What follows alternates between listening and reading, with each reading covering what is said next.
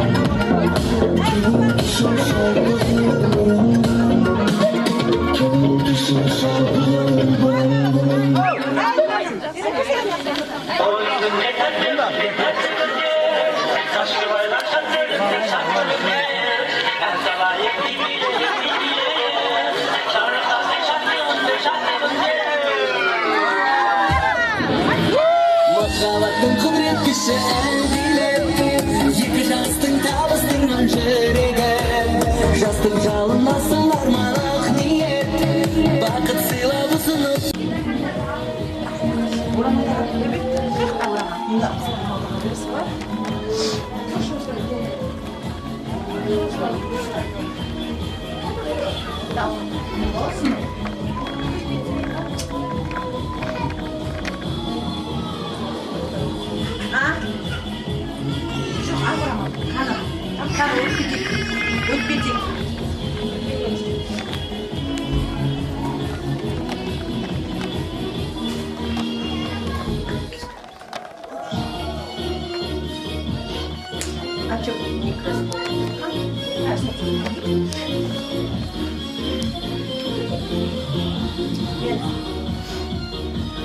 오라만 딱 봐도 얘는 오라만 딱 봐도 얘는 얘와만 Я икемдер алмаймын. Құтты болсын орамал. бақытты бол. Қалай жұмсатқысы бар? Жаден маржан сұрып кетсеңдерші мені. Сосын кетейін мен.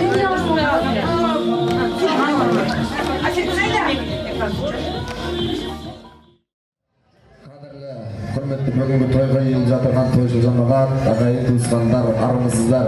Бүгін мына елде болып жатқан ұлы той құтты болсын. Енді осы тоймен құттықтап сіздерге қызмет жасауға келіп болып жатқан жайымыз бар. Сондықтан әуелі той халықтың қазынасы, халық құдайдың мұраты дейтін болсақ, ел болып, халық болып, бүгін енді осы Нұржан баламыз тегін тапты, қуанып келген ағайынды халықты құттықтап тойларымыз той қыласын деп, сіздерге де жұғысты болсын деп бір шапалақ ұрып қояқшы керек,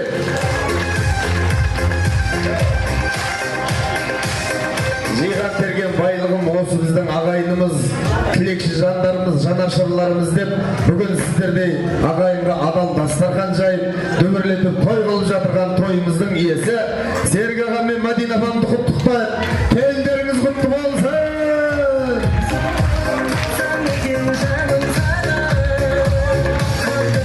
Келіні жақсы үйдің босағасы алтыннан болады дейді, иншалла түсіп жатырған келіндеріңіз босағаларыңызды алтыннан қылсын, алтындардың ұрпағын алтындай дүнияға алып келе берсін деген тілегіміз бар.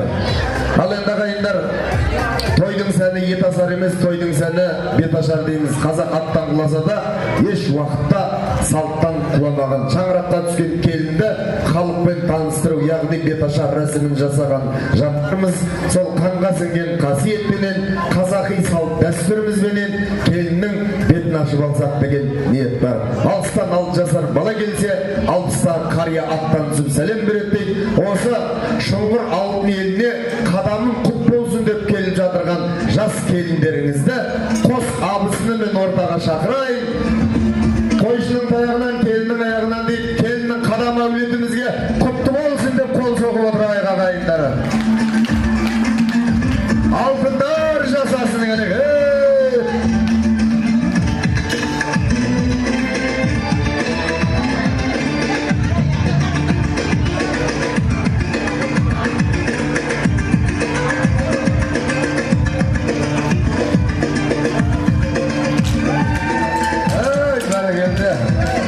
Ойбай, люстраны байқа, апа.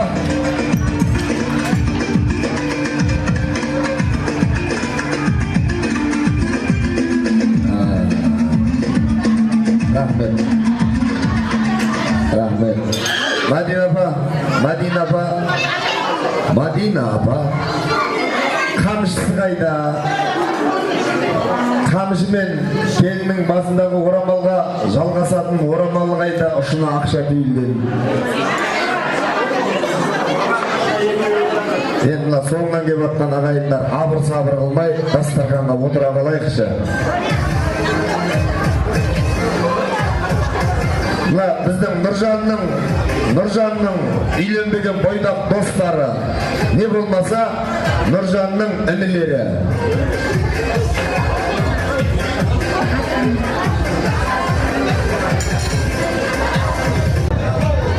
Осы қамшымен ашсақ қалай болады ендеше?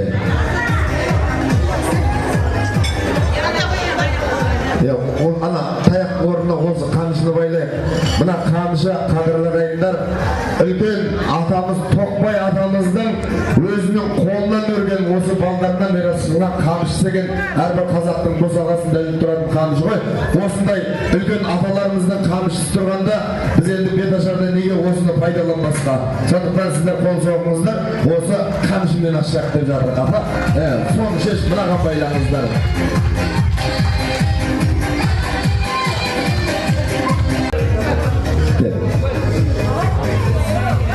Рахмет. Соны көрсетесіз. Ал ағайын, әр елдің салты басқа иттері қарағасқа дейді. Музыка сөндіре салыңыз. Беташарда келінді бір жерге барсаң бауға қаратады, бір жерге барсаң тауға қаратады, бір жерге барсаң батысқа, бір жаққа барсаң шығысқа қаратады. Біз енді баршамыз Құдайдан сұраған жандарымыз ғой. Осы үлкен ақсақалды әкелеріме, ақжаулықты аналарыма қарап сәлем салғызып, осы көкелерім мен аналарымның бақытты бол деген Алладан сұраған ақ батасын алып берсек, содан үлкен еш нәрсе жоқ қой деп ойлаймын. Келіндеріңіздің тұрған тұрысы дұрыс па ағайындар? Дұрыс десеңіздер бір қол соғыңыздар, бізде дұрыс тірлік жасап жатқанымызды біліп отырайық. Енді осы тойға қызмет жасауға келген балдарыңыздың қаладан келді деген аты болмаса, осы Жалағаш ауданы мына іргелес Ағар ауылының баласы мына ағайындар. Қолынан келгенше сіздерге қызмет жасауға келіп жатқан жайым бар. Осыдан бір 4-5 ай бұрын Серік ағамның 50 жасын жүргіздік, Серік ағам. Сол кезде осы көптің тілегі ғой. Ортаға шығып тілек айтқан кісілердің баршасы осы Нұржан тайдың тойына жетейік, Нұржанның бір басы екеу болсын деп, бәріміз сол жерде тілекші болып, Құдай қаласа сол тойда той басқарып тұруды Алла нәсіп етсін деп, осы мінекей жан-жақтан тілекші болдық. Сол ағайынның баршасының тілегі қабыл болған күн, осы бүгін сабақ дейме сәтімендей бүгінгі күнімізге келген екен. Сондықтан мен де құрапшып осы домбырамды алып келіп жатқан жайым бар. Ал ағайын, мына үлкен әкелерім мен аналарымның атынан мына жас келінге азғантай өсиет айтып, ағайын туысқанды бір-бірісі таныстырып берейін. Мына кішкене бір көп уақыттарыңызды алмаймын. 20-30 минут қана уақытты бөліп, шамалы әңгіме сөзді тоқтатып, ой-бәл деп мына арасында өнерпазға қол соғып отырсаңыздар болды ағайындар.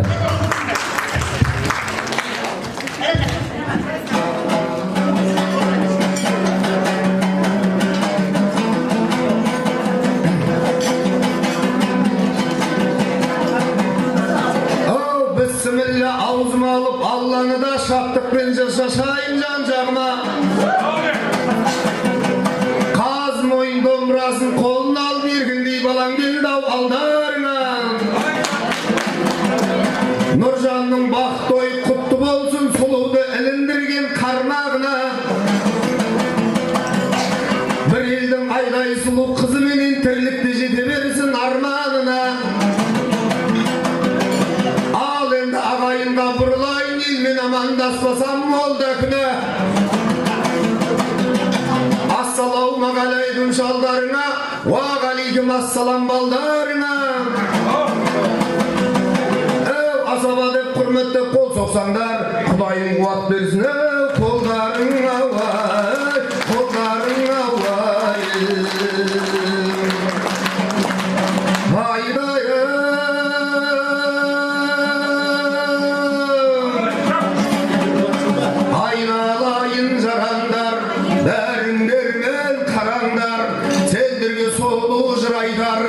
Әзірге шүкір шаман бар, той қып жатқан дүбірлі, Серік деген ағам бар, елге сыйлы қадірлі, Мадинада япам бар, бір басы етеу болып жатқан, Нұржандайын балам бар, тойларың тойға ұласыну, келіп жатқан жарандар, айдай-ей, айдай-ей, айдай-ей, айдай-ей.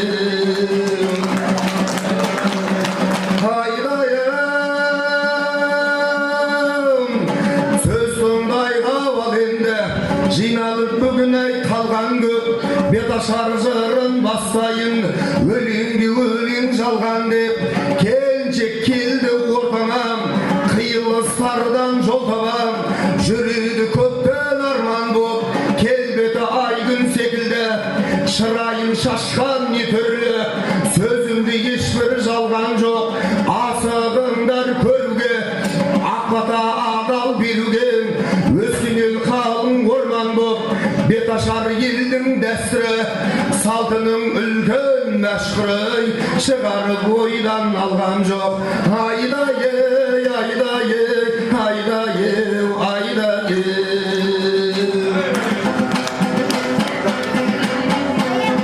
Бетіңді келін ашқаным, жаңа жұртқа қосқаным, жас үлкенді сыйлап жүр, қызмет қылып жасқаным. Балалық күнім кеттенді, аналық күнім жеттенді. Айт келін ау, айт келін, жұмыртқадан ақ келін, сауысқаннан сақ келін, ел жұртыңа жақ келін, нұр жан-жанға шақ келін. Құтты да болып шоңғыр алтындарға, адалда бала тап келін. Ай-ей.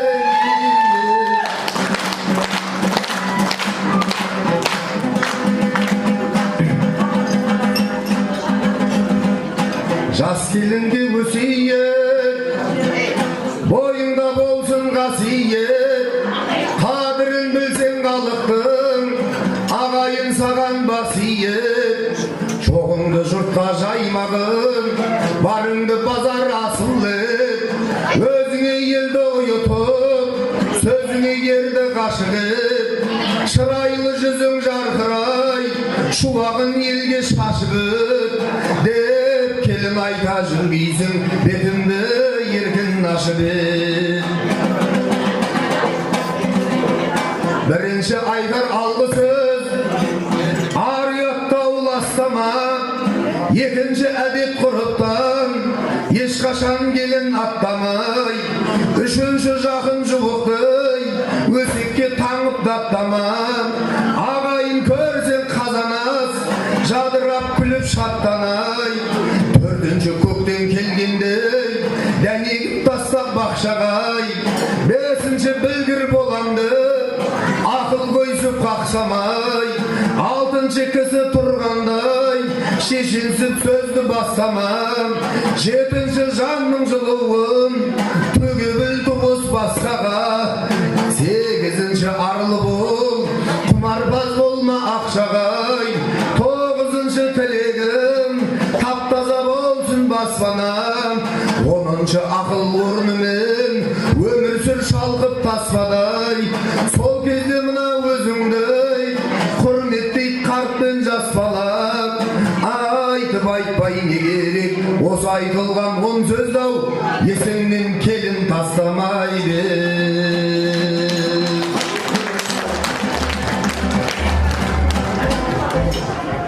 Қадірлі ағайындарым, көргенде елдің қызына көсеміз бақылай білудің өзі оңай дүние емес. Дегенмен айтып жатырған өсиеттің 100% демей 70-80% бойына құт береке дарытса, иншалла келіндеріңіз бөтен болмайды деген ниет бар. Осы әулетке әулет, сәулетке сәулет қосам деп, осы елдің түтінін түзу шығарып, балдарында бірлі шүбірлік табанды құтты қадамымен келіп жатырған жас келіндеріңізге қадамың осы шоңғыр алтын еліне, Серік аға мен Мадина апамның шаңырағына құт болсын деп қояйықшы ағайындар. Енді келінім сәлеміне көшсек деген ниет бар. Өлер соғылмай тірі байыз таппайды дейді. Сондықтан мінеке осы әулеттен өткен жалпы аруақтарға құрмет қылып бір қос сәлем салып қойсаңыздар. Артпас болса дағы оққа қарың, ажалға тура келген жоқтамалың. Бұл күнде сол ерлердің атата алмай, білеміз жүрегінің тоқтағанын. Татаусыз көңілі таза жаны ақтай, көтеріп кеткен тіктеп шаңырақтай. Әуелі тоқталайық өткендерге-ау, ұрпақпыз сыйлап өскен әруақтай. Көп болды қырбасында түнеп жатыр, мейірімді ондағанша жүрек жатыр. Алаңдап солар аман болсыншы деп, сендердің тілеп оңдау тілеп жатыр. Сұрасаң ала алмайтын, сағынсаң көре алмайтын, іздесең таба алмайтын жаққа қанша қимас жандарымыз кетіп жатыр. Адамның басы Алланың дөп дейтін болсақ, Алланың кеңдігінен емес, Алланың кеңдігінен, Алланың құзырына оралған әулеттегі жалпы ата-баба аруақтарға арнайылап Кәби есімді Құрман Гүлесінде, Берекетесінде, Маржан, Бану, және де Бектебай, Бақгүл, Оралбай, Мырзахан, Рахима, және де Әбдібек, Тазагүл, Нұрлан, Сабыр, Мадина, Жұмабай, Мырзахан, Мейірлан, Ертай, Орынкүл есімді аты аталған, аты аталмаған осы әулеттен өткен жалпы ата-баба әруақтарға иіліп, қиылып, бір Аллаға сыйынып, құрмет қылып айналайын келдер. Жалпы әруақтарға қос сәлем сала қойыңыздар.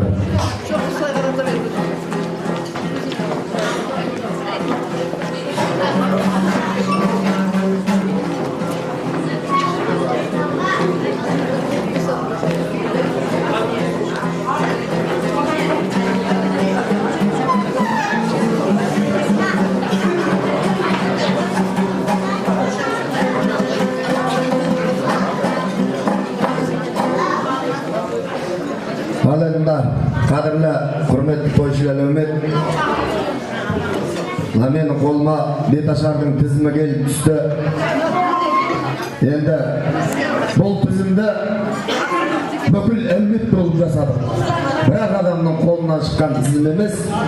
Осы тойдың жанашырлары, осы жерде үлкен апаларым бар, бәрі жабылып жүріп жасады. Бірақ өзі той болған жерде абыр-сабыр болатыны баршаңызға белгілі ғой.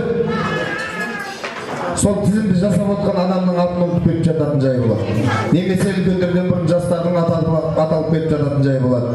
Кейде бір кісілер ертіп келген баласының аты шықпай қалса өкпелеп қалатын уақыт болады. Бүгін енді өкпені азайтатын күн емес, көптен күткен Нұржан балдарыңыздың тойға ұластырып тойлайтын күн, қадірлі ағайындар. Бүгін Серік ағаның шаңырағында болып жатса, бұл той күні ертең сіздің шаңырағыңызда жалғасын табатыны анық. Сондықтан аттарыңыз шықпай қалып жатса, Серік аға мен Мадина апама өкпелеудің ешқандай қажеті жоқ. Еріксізде мына тұрған тегешкеге ақшаны сала беріңіздер. Біткеннен соң өздеріңізге қайтып беремін деп қуантып қояйын. Мына халық айтса қалтайтпайды дейді. Асабалар қауымы Беташарды коммерческийге айналдырмаған. Ақшасы бар адамды көрсе, соны 2-3 қайтара шақырып, соның ақшасын алуға тырысып тұрады дейді. Мен енді олай жасамаймын, қадірлі ағайындар. Бұл жерге облыс әкімі келсе де бір-ақ рет шақырамын. Келіннің сәлемі сату емес, ағайын туыстың беріп жатқан көрімдігі деп қабылдаймыз. Мені 2 рет айтады екен, мені 3 рет айтады екен деп, әбден 2000 теңге ақшаң бытшын шығарып майдаламай, түгелімен әкеп сала беріңіздер деп атқан ғой ағайындар.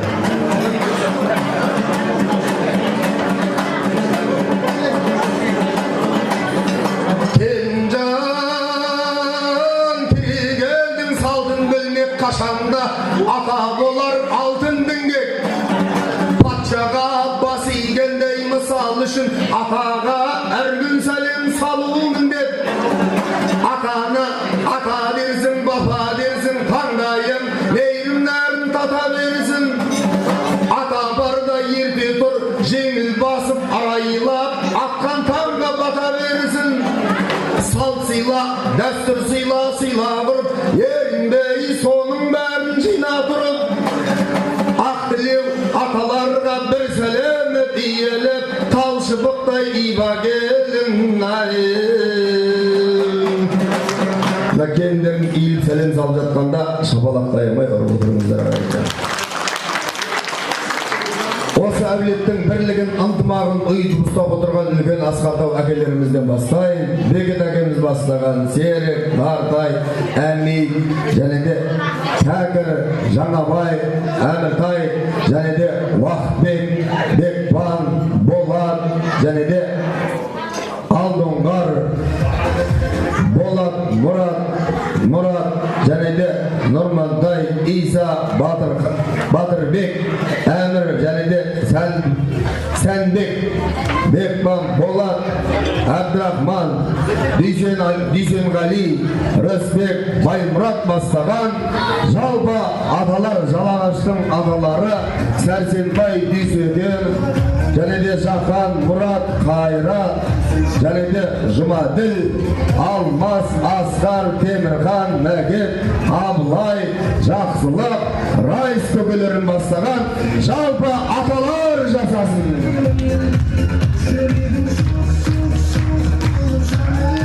Аталар!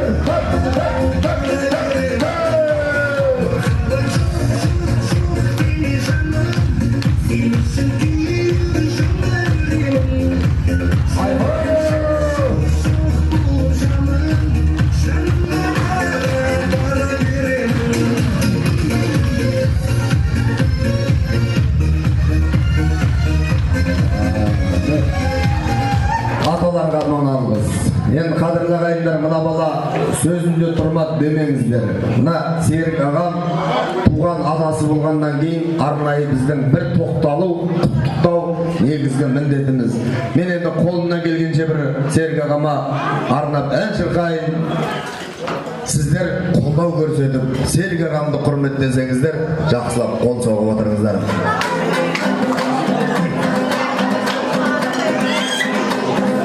Қошеметтеп қолдап тұрса маңайым, той төрінде мен бір әнге салайын. Той қып жатқан Серіктейін ағамдау, ортаңызға шақырайын ағайын. Ал келін жан назарыңды салып қой, атаң сенің жасап жатыр алып той. Шаңырақтың асқар тауы тірегі, нағыз атаң осы мінне танып қой.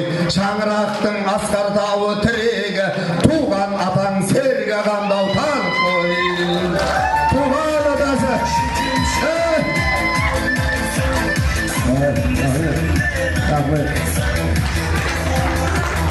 Серік аға негізі ақша салатын сәлем емес, бесплатный.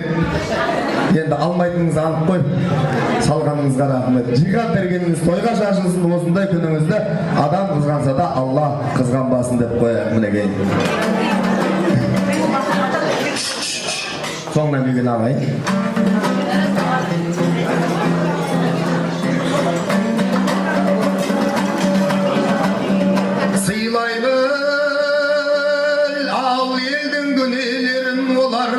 Қайдан көрдім демеген, үлкенді сыйлай білсең айналайын, аларысың сан-сан түрлі өнегенің. Қуанып сендер үшін осы тойға кеп отыр ақ тілеулі енелерің. Ал енді бір қолымен есікті, бір қолымен төрткүл дүнияны тербететін қашанда ақжауықты аналарымыз 10 бөбегін 12 айналдырған мінекей осы үлкен енелер қауым. Алла тағала жас келінге осы аналарының бақытын берсін деп мінекей осы бақыт есімді, тағы да бақыт есімді Райхан, Алимаш, және де Майра, Лейза, Камила, Гүлзира, Фарида, Қаным, және де Қалдыгүл, Даража, Бақытгүл, Тұрғангүл, Олдай, Бақыт, Дина, және де Бақыт, Бауыржан мамасы, және де Орынкүл, Сахура, Забира, Сара, Ләззат, Ғалия, Мадина.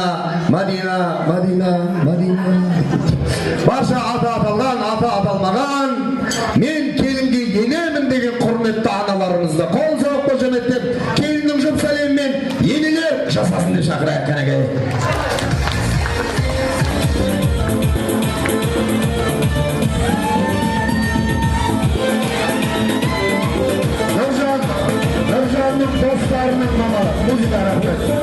Нұржанның достарының мамалары, келіннің енелері де шақырайық қанекей.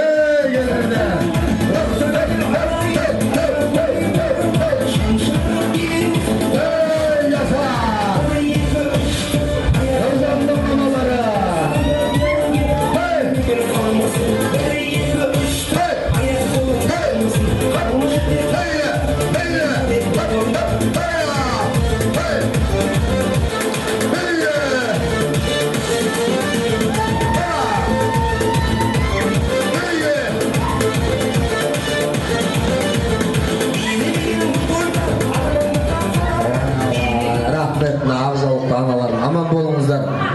Қандай керемет қуанып Нұржан үшін би билеп жатыр. Мың алғыс сіздерге. Бүгіннен қалмаймын, билеп жүрген апаларымның пенсиясына 70.000 теңге ақша қосылсын деп қояйық.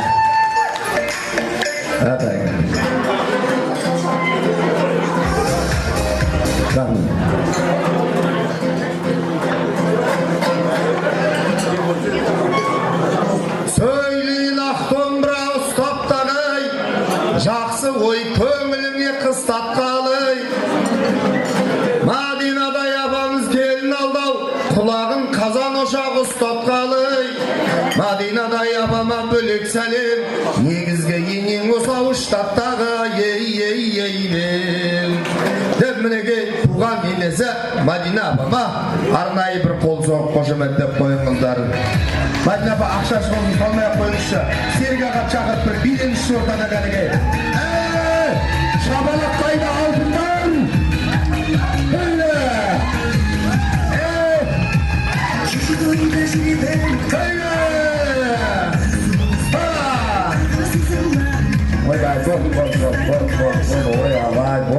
Болды.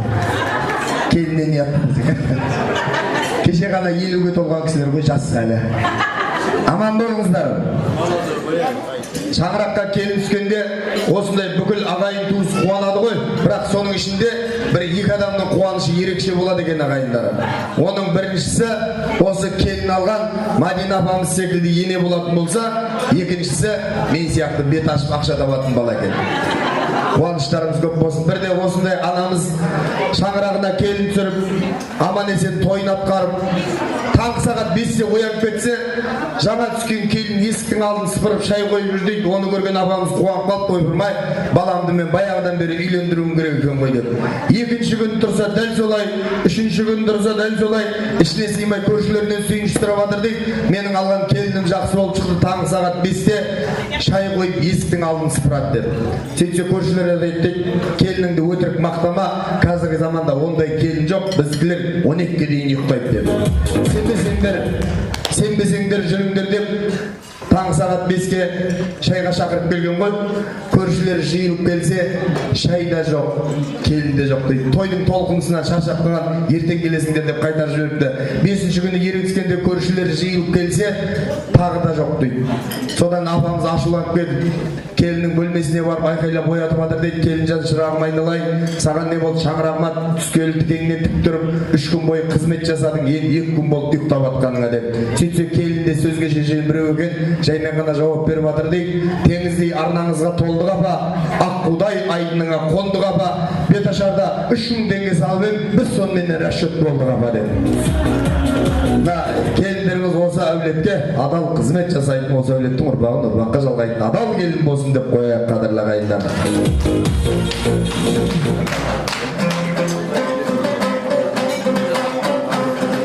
Болады дейді бүгінде әркімнің артық бағасы, үш жұртының ішінде ең жақыны нағашы. Еткізсек сәлем оларға, ешкімнің жоқ қой таласауға. Деп мінеге той төрінде нардың жүгін көтерген нағашылар қауымына арнайы бір қол соғып қошеметтеп қойыңыздар. Серік ағамның нағашылары Шара, Сафура, Күнторы, Бодан, Ғалымжан, Ләззат бастаған түп нағашылар, және де біздің мінеге осы Нұржанның нағашылары, жиеніміз теңін тапты деп биесімен түйесін байлап келіп отырған нағашылар Орақ, Айымгүл, Өмірзақ, Бейбіт, Сәуле, Алданыш, Гүлнар, Әділбек, және де Мәруса, Нұрлыбек, Әсия, Майра, Рашид, Төрехан, Толқын, Гүлназ, Асқар, Самат, Жанат. Мен өзі бүгінгі тойдың спискісін оқып жатырмын ба? Есімдеріңізді білсеңіздер, келе беріңіздер. Мұрат, және де Мираш есімді, аты аталған, аты аталмаған. Мен Серіктің нағашысымын, мен Нұржанның нағашысымын, мен Мадинаның нағашысымын дейтін ағайын болатын болса, той қыласын деп, нағашылар жасасын деп билеттіп шақырайық кәреке. Аман келді, азамат, барша нағашылар келіңіздер.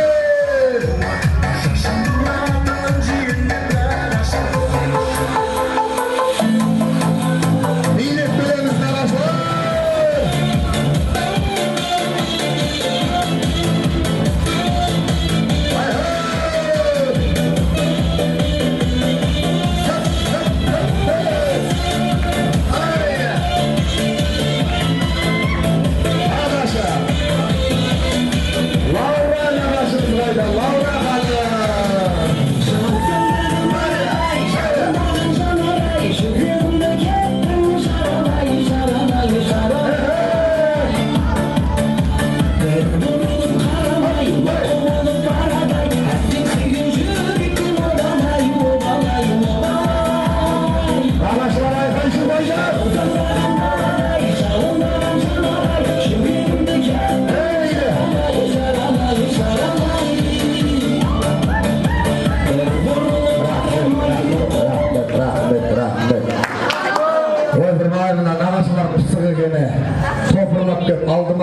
адам түсінбей қалды. Рахмет, әзілдеп адырып. Жиған бергендеріңіз той қуанышқа шашыла берсін, нағашылар.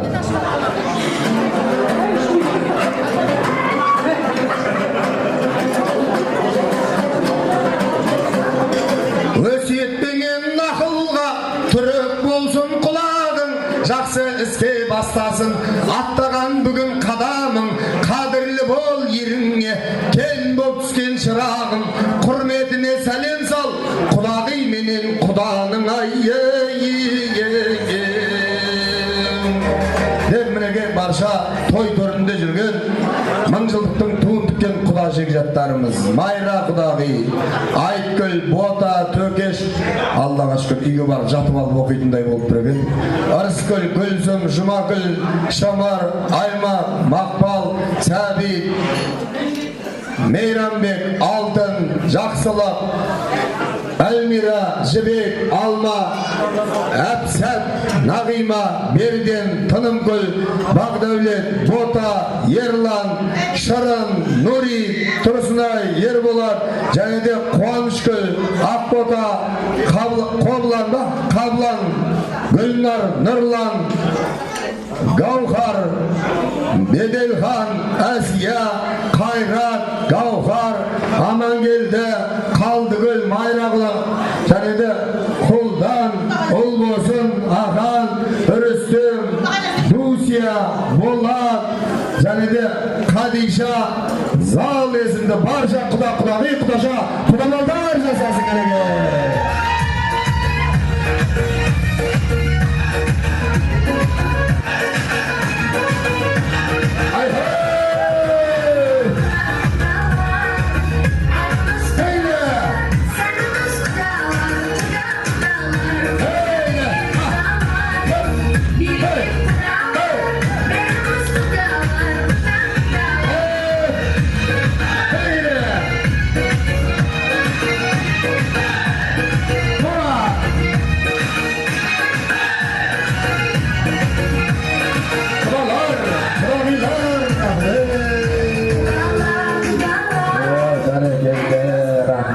Мың алғыс құдалар ортадан күріп ашып алып тұрып билеп атады.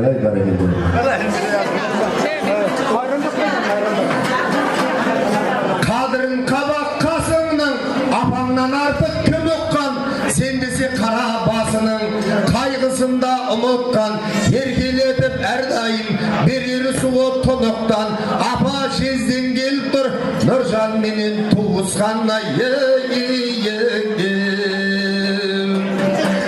Мінеге әулеттің барша қыздары, екі елдің қамын ойлайтын қамқоршы апалар, тілекші апалар, бүгідей болған, әгедей болған жезделер қауымы. Бота, Темір, Дәмегүл, Шынар, Оралбек, Оңдаш, Ордаш, Айша, Сәуле, Алтынбай, Жанар, Талғат, Айсұлу, Шаттық, Алтынгүл, Нұржамал есімді аты аталған, аты аталмаған, апа жезделер.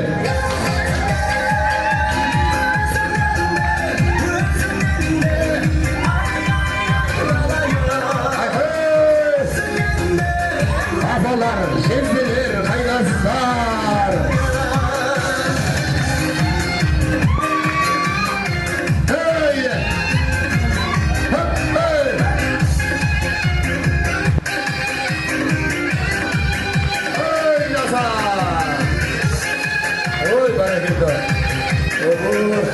Көкес сіздің келетіңіз білгенде қалта дайындап келетінен ғой.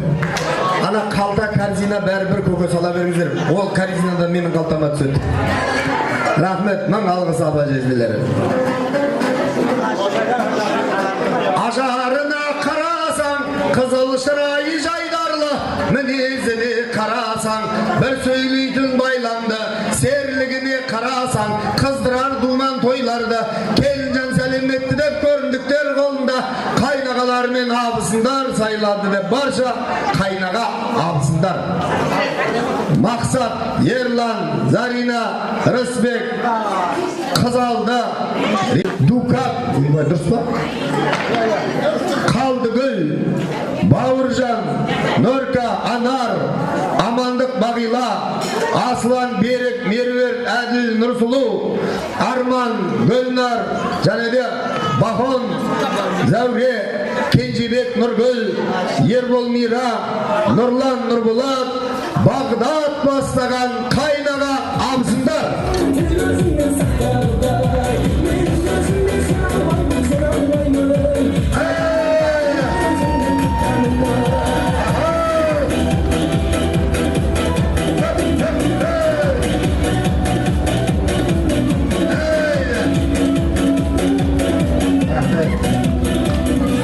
Rahmet.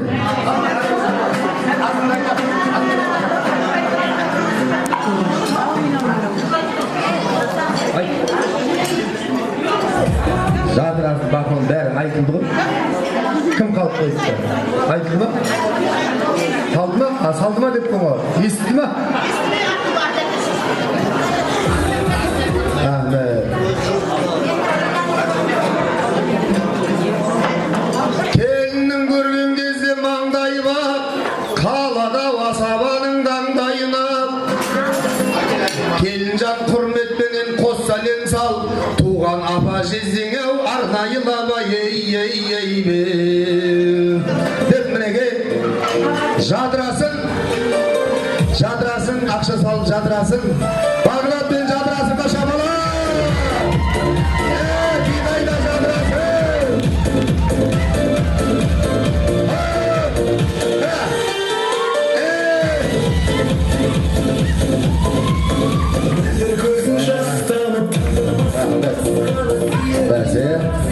Бәсе ақшамды әр санай, бер санай 1 жарым теңге жетпейді. Ол кісілерге шықпай атқан десек. Жиені жақсы қандайды, үзілгеніңді жалғайды. Жақсы жиен қашанда, жеріңді кеткен қондайды. Қыздан туғанның қиығы жоқ, дейді ғой ата бабалар. Ендеше сол жиендерге сәлем салмай болмайды ауай. Ал енді мына жиендер қауымы.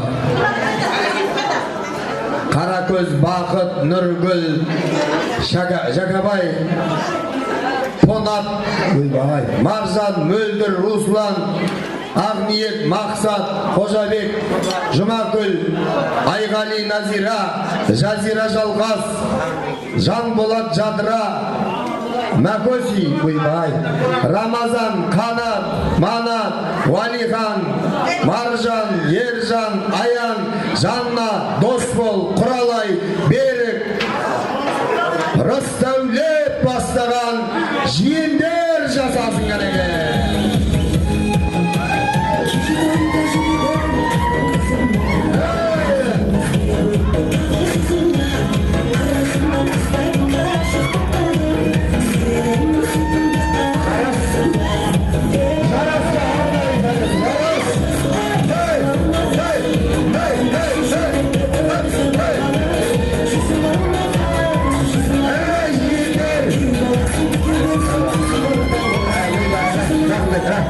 Нәтигешті қасына бұлай деп көйлеңдеш. Түрлерін жаман екен алып кетірсін. Өзім зорға дегенде жинап атқандайын алайынды. Жиен жарасқа бесплатны бір сәлем.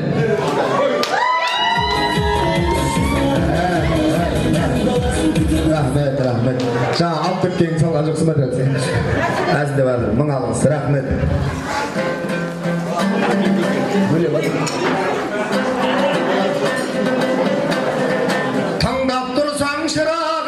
Айтылған сөзім өнеге, құрылып жатса шаңырақ, керіліп жатса кереге, арнайы тойға келген соң сөз таппай қалдым немене. Келінжан енді сәлем сал, жиналып келген бөлеге. Ал енді бөле беташардың ақшасын төле деп шақырайық. Бөлелер қауымы: Айым, Нұржамал, Назым, Нұрлан, Андриан, Ханымгүл, Гүлзім, Баян, Нұржанның бөлелері: Құралай, Қуаныш, Қаныш, Азамат, Лаура, Бекзат, Жанболат, Салтанат, Жаңабек, Бағдәулет, Айгерім бастаған жалпы бөлелер жасасын кәреге.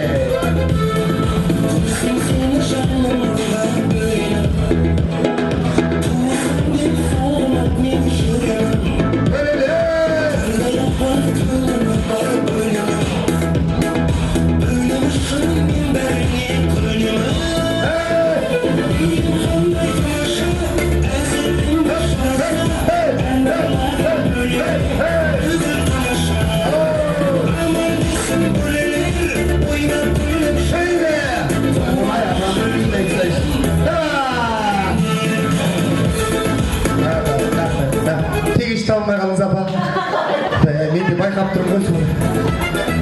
Бірінші салып алып барып билеңіздерші, адам қолдарыңызға қарап түсіріп бола ма деп.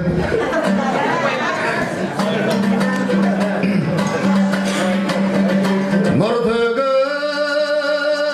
шуақ шашып бірге аспаны кезінде бірге айтылған жырластаны қуанып сендер үшін осы тойға кеп отыр ата-енеңнің шын достары ау-ай деп мінеге 72-лер қауымы Серге аға мен Майдина апамның класстас, группалас, жанұялық достары.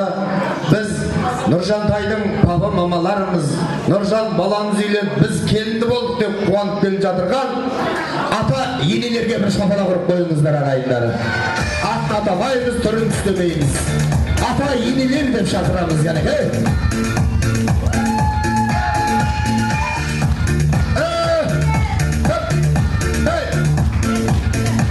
Жолашықтар қазақтың батырлары келеді.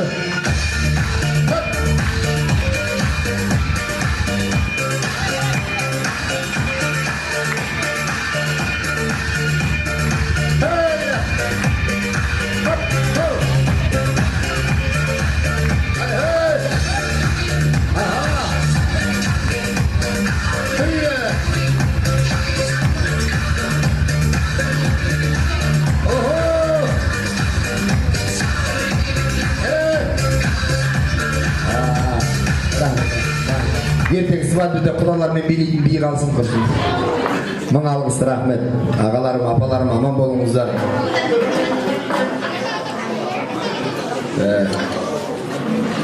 Көрсін жастар бұл өмірдің қызығын, көрмесінші бұл өмірдің шыжығын. Мен шақырайын ордаға келіннің жұп сәлеммен той иелерінің ұжымын деп. Темір жол ұжымы коллективі. Нұржанның неге осы барша Темір жол ұжымы, Нұржанның ұжымдары, Мәдина апамның ұжымы, жалпы ұжым деген қауымды тойларымыз тойға ұласын деп келіннің жұп сәлеммен ұжымдастар жасасын деп шақырады.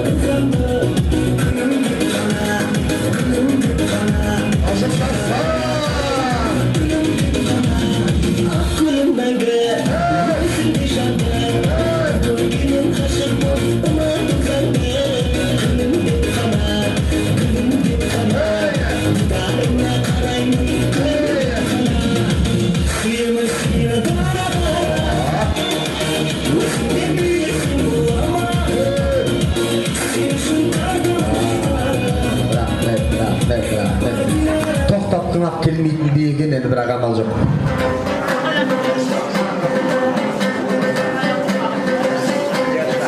Анталаса әр жақтан, құтыла алмайсың салмақтан. Көрші деген қауым бар, қаумалаған жан жақтан. Қызметімен бұл тойда өзіне сәлем арнатқан алыстағы ағайыннан жақындағы көрші артық дейміз. Көрші ақысы, тәңір ақысы деп жатамыз. Оң жақтағы көршілерге бір сәлем, сол жақтағы көршілерге бір сәлем, ауланың алдындағы көршілерге бір сәлем, ауланың артындағы көршілерге бір сәлем, бұрынғы көршілерге бір сәлем, қазіргі көршілерге бір сәлем, шығам дегенше көршілерге сәлем сала бер. Барша көршілер қауымы!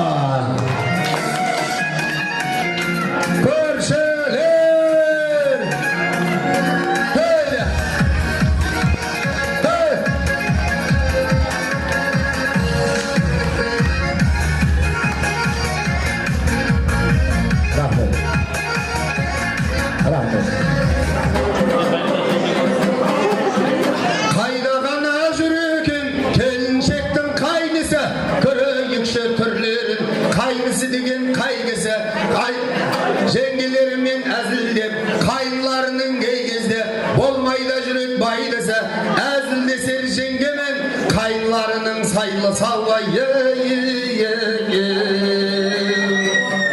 Ал енді барша қайын інілер қауымы, Бақытжан, Нұрсұлтан, Нұраш, Әлинұр, Әділжан, Бексұлтан, Ерсанат, Жүсіп, Берк бастаған қайын інілерге бір шапалақ ұрып қойды.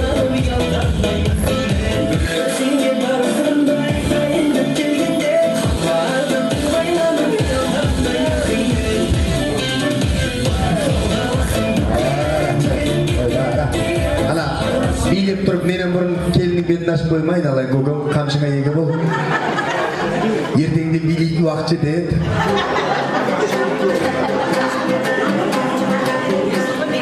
Жасынан жырға жарған, жыраудың сөзі сарбал, алыстап кетсе қасынан, жеңгесін іздеп сағынар, қыз бенен жеңге тату боп, табысы оның көрге, кететіні тағы бар.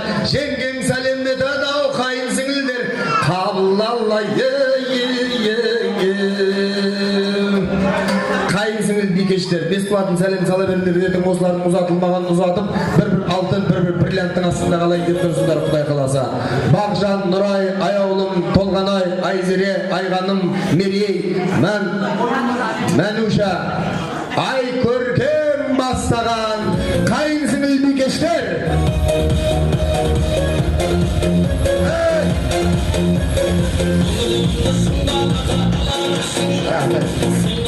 Енді Нұржанның достарының бәрінің аттап түрін түстеп тұратын болсақ, алыс жақын шетелге шығып кетуге болады. Сондықтан досы бар адамды бай адам дейтін болсақ, Нұржанның байлығын дәлелдеп келіп жатырған, алыс жақыннан жиылып, бауырымыздың бір басы екеу болып келіп жатырған Нұржанның класстас, группалас, өмірден жинаған жалпы достарын, аға бауырларын, ізінен ерген інілерін, іні дос, аға дос деп баршасын ортаға келіннің жұп сәлеммен достар жасасын деп шақырайық.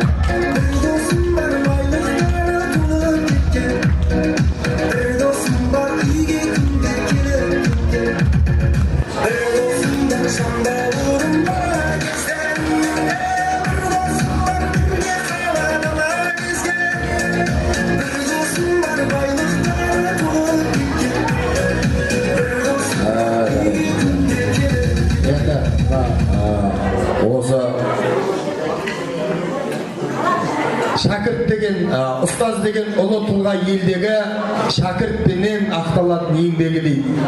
Мінеге шәкіртінің тойына келіп, келінді болдым деп қуанып отырған біздің Нұржанның класс жетекшісі Риза ханымға ризашылықпен бір шапалақ ұрайық. Себебі осындай бір керемет Нұржандай бекті азаматқа тәлім тәрбие берген, білім берген ұлағатты ұстазы, апайы. Бәрекелді.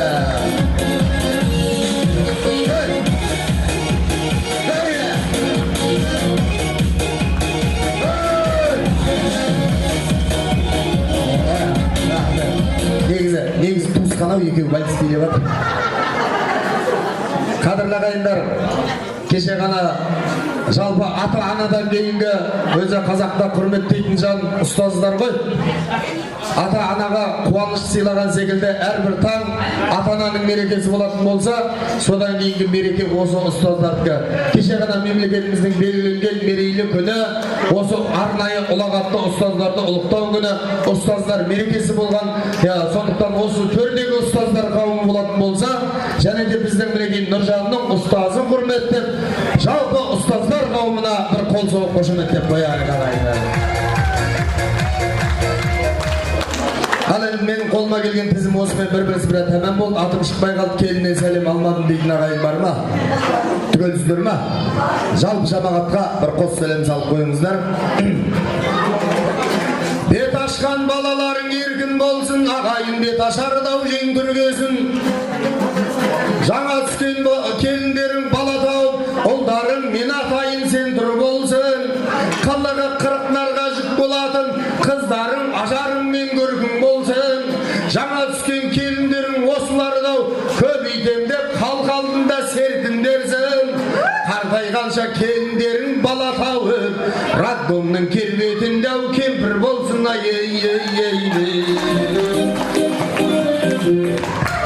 Рахмет. Ау, қоя тұрш ойбай, болмаса келіп бет сен аш, Нұргүлтай. Ақша алудың жолын қарастырам, уайымдамаңдар. Ешкімнің ақшасын тастап кеттім деп тұрған жоқ.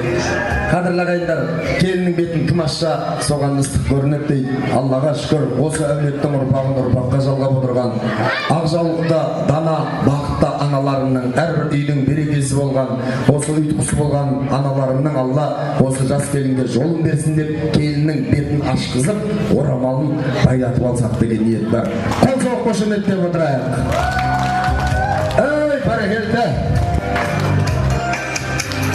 Шоңғыр алтындар жасасын.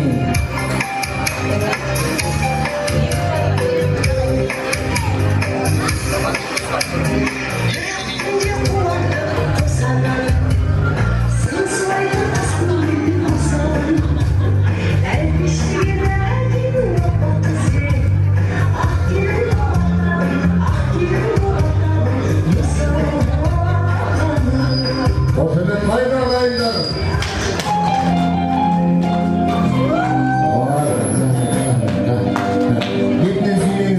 Бетінен сүймеңіздер, Нұржан Ұрсат, маңдайынан сүймеңіздер.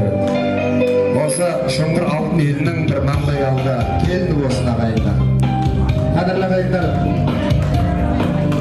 Рахмет музыка. Қадірлі ағайындар. Осы дүбірлі тойға жетіп жатқанымыз әуелі Алланың арқасы болса, осыншама халықтың қуанып бір шаңырақтың астына жиылуы, ол әрине біздің Нұржанның арқасы деп білеміз. Мен енді Нұрекеңді ортаға шақырайын, нағыз ер азаматқа лайықты құрмет қошемет шапалап, Нұрекеңе соғылсын ағайындар, алтындар,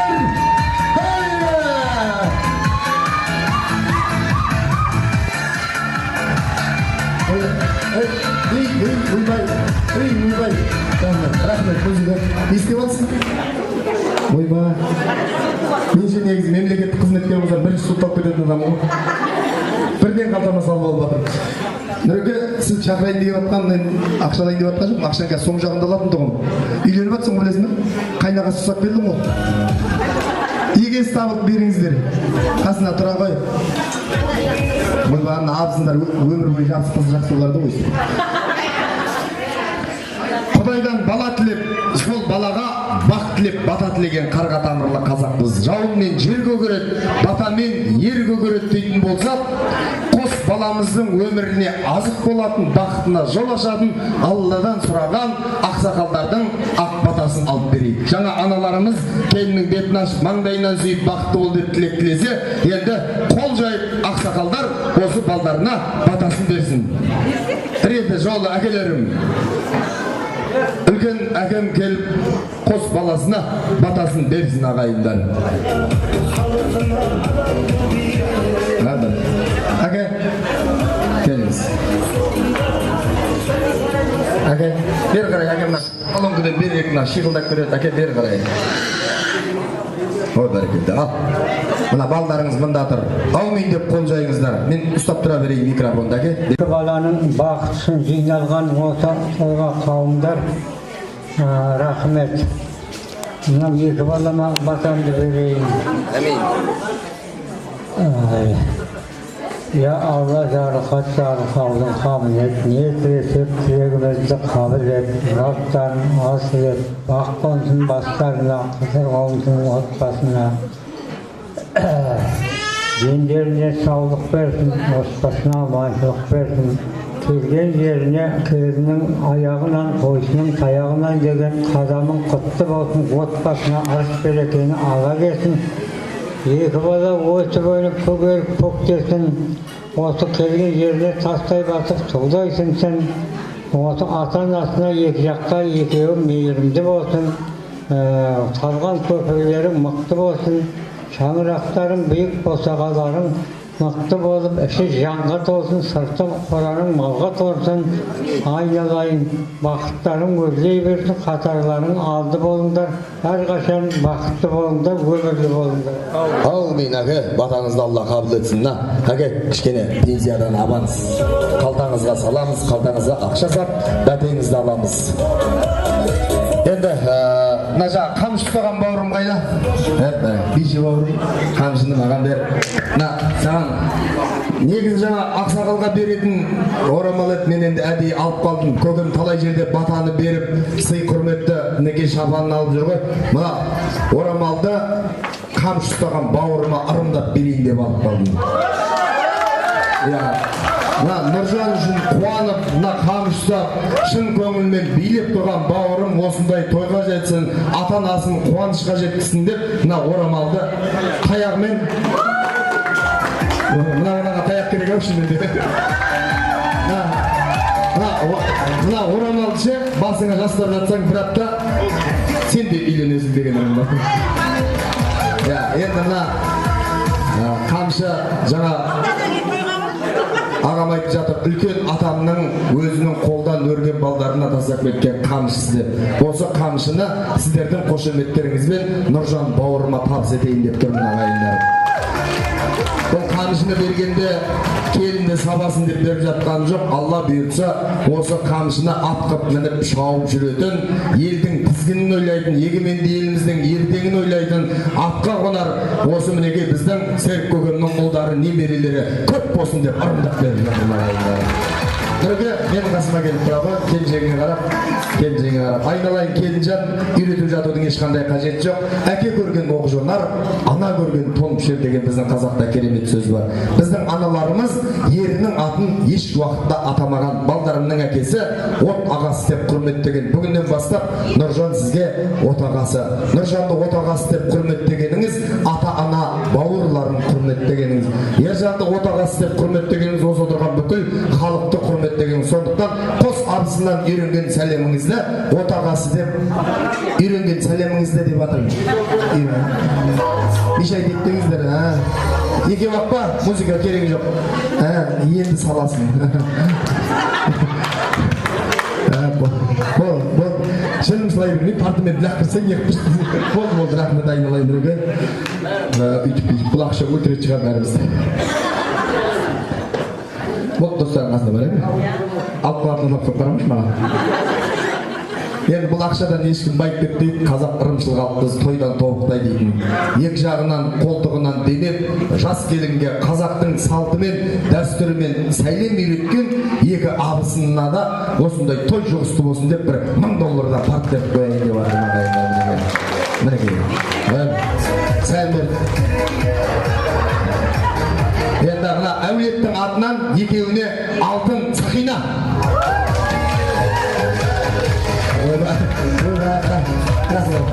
Бұндай алтын алатын білгенде басына-баса қайта үйретейік десе. Рахмет, осымен аман болыңыздар. Ризасыздар ғой, иә? Конечно, риза, алтын сақина. Баршаңызға мың алғыс. Осымен бет ашар рәсімін тәмамдайық. Келіндеріңізді енді Құдай қаласа қолынан тәтті шай ішеміз. 30 күн ойын 40 күн той дейді. Енді Құдай қаласа Серік ағамның шаңырағында жақсылық той қуаныш жалғасын таба берсін. Құдай қаласа келіннің қолынан тәтті шай да ішеміз. 30 күн ой 40 күн той Серік ағам шаңырағында. Бәріңізді Құдай қаласа тек осындай сүйінші хабармен бір-бірімізді қуантып жүре берейік. Мың алғыс. Келіндерді шапалақпен шығарып салайық.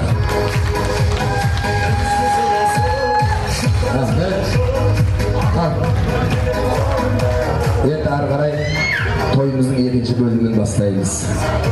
Барша шоңғыр ауылдың елінің, әулетіміздің ақсақалдарын, әулетіміздің ағаларын қол соғып қошеметтеп ортаға шақырайық. Әулеттің үлкендері келсеңіздер.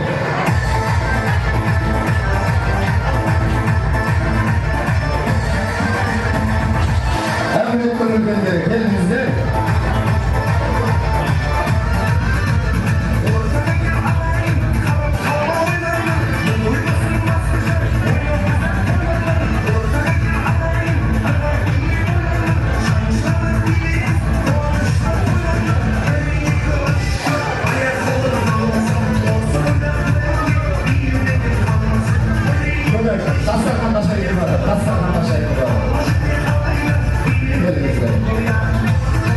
Тамақты дайындай берсін. Әкелерім қазір аналарын дастарханды ашып бергеннен кейін сөйлер тамақты шартатын боламыз.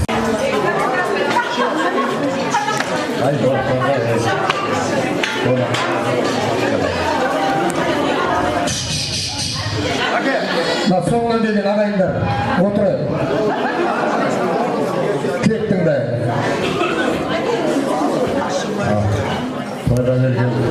Ассалаумағалейкум. Екі баланың арқасында ғой басымыз қосылып жатқаны. Серіктің отының басында мінекей білім ұлан атып қойылып жатыр. Екі баланың арқасында. Екі бала бақытты болсын. Өмір жастары ұзақ болсын, өмір шөрлі болсын.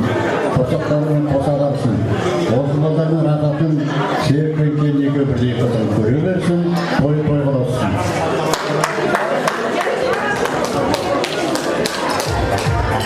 қиналған ағайын тойларын тойғыза ашты. Екі бала өмірлік бақытты болсын, қатарының малды болсын, үйін толған балдар болсын, сыртын толған мал болсын, Алла бақытын берсін. Нандар көп, уайымдар жоқ болсын.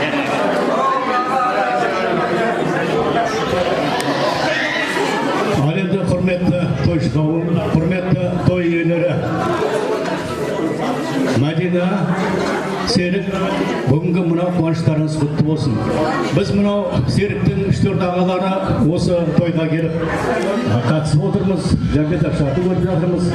Ал енді қуанышты бөлісі көбейеді дейді ғой. Мынау інім мен келіннің қуаныштарыңыз көп болсын, екі жас бақытты болсын, бақыттары баянды болсын. Мына інім мен келінім екеуі осы баланың қызығын көріп, тойдан тойға, жақсыдан жақсыға жете беріңіздер. Тойларыңыз құтты болсын.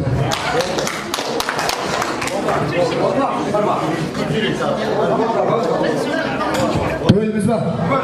Бәрекелді. Той-тойға ұласын, бата тілектеріңізді Алла қабыл етсін. Қара су қайнатып ішсең де қазаның оттан түспесін. Талқан қарып жесең де тағдырдың тауқыметін тартпа дейді. Қашанда осындай ақ көңілдеріңізбен ақ дастарханды ашып беріп жүретін осы әулеттің берекесі ынтымағы болып жүре беріңіздер. Алла сіздерге қуат берсін. Құдай қаласа Нұржанның баласын үйлендіруді сіздерге Алла нәсіп етсін. Үлкен рахмет. Дастархан төрінде мархабат.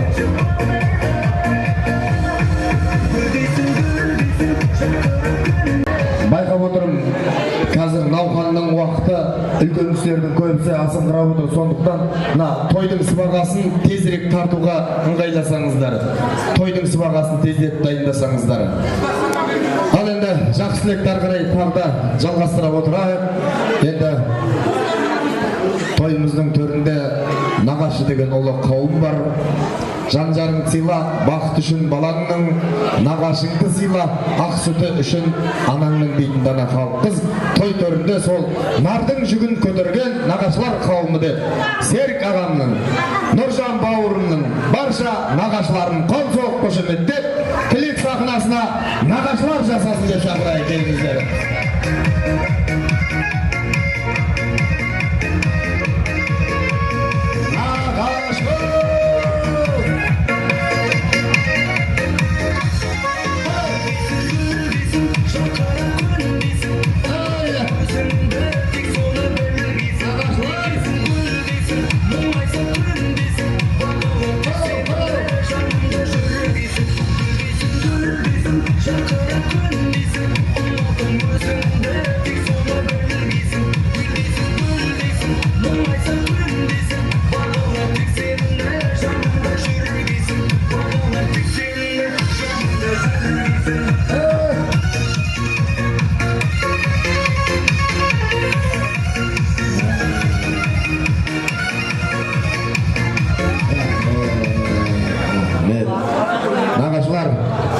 Қош келдіңіздер. Келген қадамдарыңызға Алланың нұры жаусын. Енді мына тыңдалмаса сөз жетім дейді қадірлі ағайындар. Ортаға шыққан әрбір мейманның үлкен болсын, жас болсын. Негізгі мақсатымыз осы балдарға, осы кісілердің бата тілегін алып беру. Сондықтан әрбір бата тілекке құлақ түріп тыңдай отырайық. Нағашыларға бір қол соғып қошеметтеп қояйық.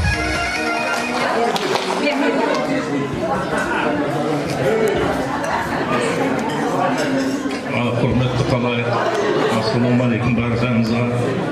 Мінекей бүгін Ақтөбенің қарын жарылды деп жатыр. Ақтөбенің қарын жарылып, мінекей Серік пен Мәдина қуанышына шек жоқ. Балдары үйден бас қосып екеу болып жатыр. Айналайын мынау енді осы бас қосып жатқан балдардың екі жақта ата-анасы. Осы балдар екі жағына да бірдей болсын. Әрдайым шаңырақтары биік болып, керегелері кең бола берсін. Ойлаған арман тілектері орындала берсін. Әркімді бірінші байлық денсаулық дейді ғой. Деннің саулығының арқасында осы ағайын туыстардың құда жегідер демекші. Келін жаңыз бұл әулет емес, бүкіл халықтың келіні болсын. Бақытты болсын деймін.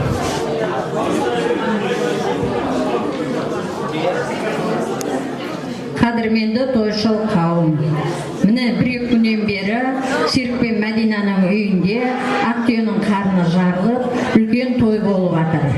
Осы біздің Мәдина әр тойға барған сайын, ойбай, менің балам қашан үйленеді екен, маған жұғысты болсын деп, екі қолын бетімен сипап жүретін Мәдина, мінекей келінді болып жатыр. Айналайын Мәдина Серік, мынау отауларыңа қонып жатқан балапандарың құтты болсын, терезесі тең болсын, әрқашан екі бала бақытты болсын, айдын көлде бірге жүрсін, көргендерің той болсын, жегендерің қой болсын. Ендігі жылы осы уақытта бесік тойға жиналыңыздар. Той жалғасын тапсын.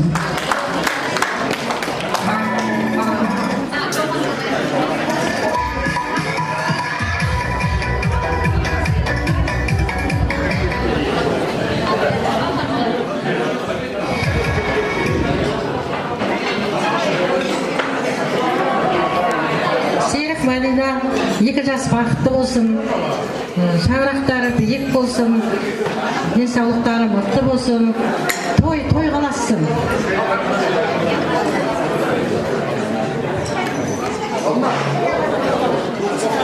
Түгелсіздер ма? Музыкалық сәлемдеме. Сіздерден ба, біздерден ба? Сіз айтасыз ба? Бәрекелді. Ал, осы жерден бірден айтшы берейін. Кәм жан дауысты айтайын деп тұрсыз қоя? Бәрекелді. Қазақстан Республикасының еңбек сіңірген қайраткері Мисс Жалақаш, Мисс Қызылорда, Мисс Мира Шамен ауыл, Жалақашты айтқасын, Шамен ауылда. Давай. Мисс Шаменова ауыл, Мисс Жалақаш, Мисс Сабидуши. Қошеметтеп қояйық. Жиеннің тойында қуанып ән салған тұрған Нағашы апай. Құрметті қауым, бүгін әке мен анам есіме түсіпті, бір өлең айтқым кетті. Әкешім бана болған биік шыңы, үйреткен өмірдің барлық сырын, жер бетін кезген менен, сендердің көздеріңнен төгілген жылықты ешкімнен сездірмеген, анашыма сүт беріп әпелеген, үйреткен көп кетсе де қатеменен, анамның алақаны, әкемнің қарағаны ұқтырды біз екенін, бақытқа балағаны. Анамның алақаны, әкемнің қарағаны ұқтырды біз екенін, бақытқа балағаны. Сендердің арқаларың жүргеніміз, алаңсыз бұл өмірде күлгеніміз. Менің қос қайтер едім, сендерсіз қайтер едім, әрқашан бірге болсақ түгел ғой бар керегім. Менің қос қайтер едім, сендерсіз қайтер едім, әрқашан бірге болсақ түгел ғой бар керегім. Менің қос қайтер едім.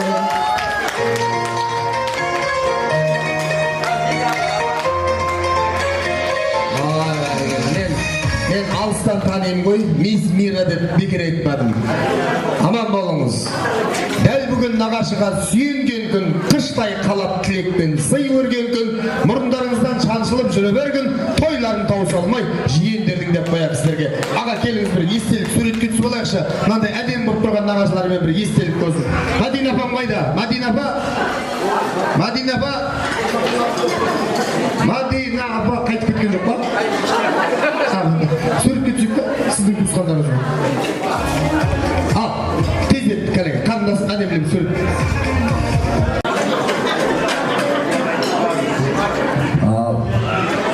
Осындай ағаң, Асқар тәуекелер, алтын құрсақтан алар, әулетіміздің үлкендерінің құрметіне, той төріндегі ақ тілекті арнаған нағашылардың құрметіне, жалпы ағайын туысқанның құрметіне, мен енді мына сіздер ас ауқаттан алып жатқанда қарап қалмай, бір-екі ауыз әнімді шырқап берейін деп тұрып қабыл алыңыздар ағайындар. Білетін кісілер қосылып отырайық, халық әні белес деген ән.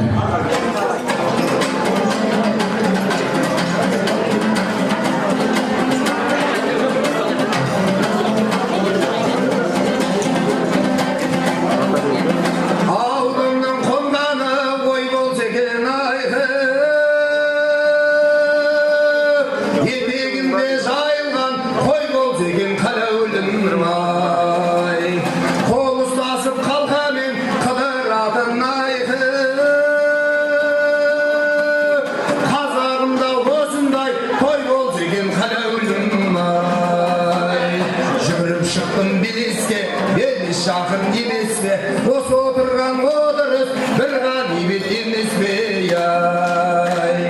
Жүгіріп шықтым белеске, белес шахын емес пе, осы отырған отырыс бір ғанибет емес пе, вай. Айналайын қарағым қал жақсым айқы, сала берме көзіңді әр жақсыға қалаулым ай. Сала берсең көзіңді әр жақсыға айқы, бәрі жақсы көрінер алғашқыда қалаулым ай. Жүгіріп шықтым белеске, белес шахын емес пе, осы отырған отырыс бір ғанибет емес пе, яй. Жүгіріп шықтым белеске, белес шахын емес пе, осы отырған отырыс бір ғанибет емес пе, яй. Осы отырған отырыс бір ғанибет емес пе, уай. Рахмет. Әр жерде соққан шапалақтарыңызға мың алғыс. Рахмет. Енді құрметті қауым, қадірлі ағайындар, енді мына біз әулетіміздің үлкендері тілек арнағаннан кейін бүкіл шұңғыр алтындар түгел ғой деп ойлаймыз. Нағашыларға тілек бердік. Енді әулетіміздің мың жылдық құдаларына тілек берсек, Құдай қаласа қалған ағайын енді осы Серік ағамның барша мінекей дос-жарандары, мен байқап отырмын, енді өзінің жанашырлары. Құрметті құдаларымызға тілек берсек, қалған ағайын түгеліміз ғой деп ойлаймыз. Себебі қазір енді құда келеді, оны өздеріңіз біліп отырсыздар. Қазір құда күтеміз, той бұлменен біткен жоқ. Құдалықта да тілек арнаймыз, ертең жастар тойында да тілек арнаймыз. Сондықтан енді осы мәртебелі астың үстінде мәртебелі меймандарымыз әулетімізге мың жылдықтың туын тіккен, құдалықтың алдын қазырға айнымас діңгегін құрған әулетіміздің ерекелі, іргелі мың жылдық әулетіміздің құда-құдағиларын, құдаша, құда балдарын қол соғып қошеметтеп тілек сахнасына шақырайық.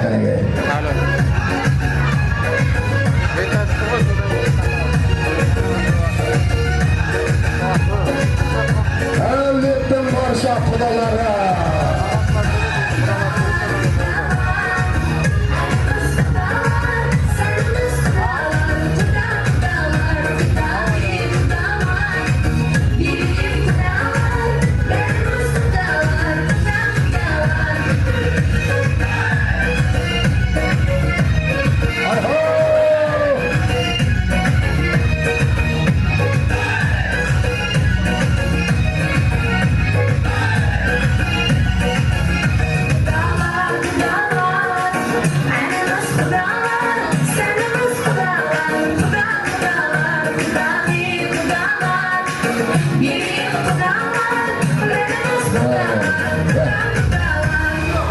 келдіңіздер. Келген қадамдарыңызға Алланың нұры жаусын. Сіздерге ешқандай шектеу жоқ. Бәріңіз тілек айтсаңыздар жарасады. Себебі біріңіз осы әулеттен қыз алған, біріңіз осы әулетке қыз берген құдасыздар. Сондықтан мен микрофонды ортаға ұсынайын. Бәріміз емес, үлкендеріміз тілек айтып қосылам десеңіздер де өздеріңіз білесіздер. Бірақ енді мен микрофонды ортаға ұсынам. Дегенмен құдаларға шектеу жоқ. Себебі жас болса да, үлкен болса да, ол әрине қазақтың керемет мәртебелі құда деген атына ие болған жандар. Сондықтан аман болыңыздар, той қыласын, ақ тілекті құдағилардан бастайық. Ең үлкен осы апам ба, көкем ба? Көкем. Алымна құдағиларым, алдардың үйден отқан қуанышым, отақпен қуаныштарым құтты болсын. Әрқашанда осындай той дүниеге жүзе берейік. Балдар бақытты болсын. Әрқашанда қуанышты болыңыздар. Құрметті тойшыл қауым, бүгін мінекей бір керемет тойдың куәсі болып жатырмыз. Мынау думанды, дүбірлі, мәнді де сәнді той бәріңізге де құтты болсын, бәрімізге де ортақ той, бәріміз де осы жақын адамдармыз. Мәдина, Серік Мәдина, айналайын тойларың құтты болсын, екі баламыз бақытты болсын, ғұмырлы болсын, келіннің аяғынан деп атады, келіннің аттаған ақ босағасы құтты болып, сондай бір жақсы келін болсын жандарым. Халықтың келіні болсын, Серік пен Мәдинаның келіндей болсын деген жақсы келінге, жақсы атаққа алатындай келін болсын жаным. Барлығымызға тілейтінім осындай тойда кездесе берейік, жарқырап жүре берейік, тойымыз көп болсын, аманшылық болсын.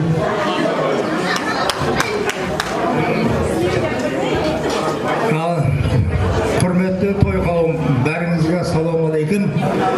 Серік Мәдина, тойларыңыз құтты болсын, той қазыналы болсын, той ұзағынан болсын, екі бала бақытты болсын, нұржандар. Өмір жастары ұзақ осы балдардың қызығын көріп жүре беріңдер. Екі жаққа қызығы бірдей болсын. Әрқашан тойда кездесіп, үйіңізде той болсын. Мына келген ағайынға той жұғысты болсын, той құтты болсын бәрімізге. Той ортақ дейді ғой. Ылғи да осындай ағайынмен тойда кездесіп жүре берейік. Балдар бақытты, баянды болсын, құрған шаңырақтары биік, керегелер мықты болсын, өбірлі шүбірлі болсын, дендері сау болсын, айтты қызығына тоймай жүре беріңдер балдардың. Тойың құтты болсын. Ал мына бүгінгі тойға жиналған тойшыл қауым, той барлығымызға ортақ қой. Той құтты болсын, той қазыналы болсын. Ал Серік Мәдина мынау бүгінгі Ақтенің қарын жарылған үлкен қуаныштарың құтты болсын, балдар бақытты болсын, өбірлі шүбірлі болсын. Барлықтарыңыздың оттарыңыздың да басында осындай той болсын. Тек отты балдардың қызықшылығын, жақсылығын көруге Алла нәсіп етсін. Той құтты болсын.